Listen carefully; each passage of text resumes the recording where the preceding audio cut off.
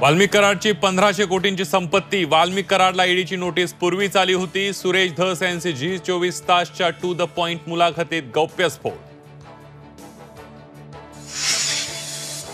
सातपुडा बंगल्यावर पवन चक्की कंपनीची खंडणी ठरवण्यासाठी बैठकीमध्ये अजित पवार उपस्थित असल्याची माहिती. सुरेश धसांचा टू द पॉइंट मध्ये गंभीर आरोप. संतोष देशमुखांच्या प्रकरणानंतर धमक्या येत आहेत. सुरेश धसांची झी 24 तासच्या टू द पॉइंट मुलाखतीत माहिती.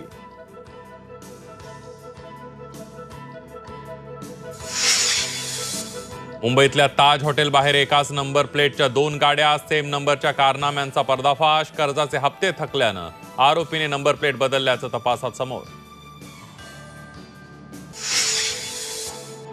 आणि बाबा सिद्दीकी हत्या प्रकरणी 4590 पानांचं आरोपपत्र दाखल. आरोपपत्रात सिद्दीकी सलमान खानचे निकटवर्ती असल्याचा उल्लेख.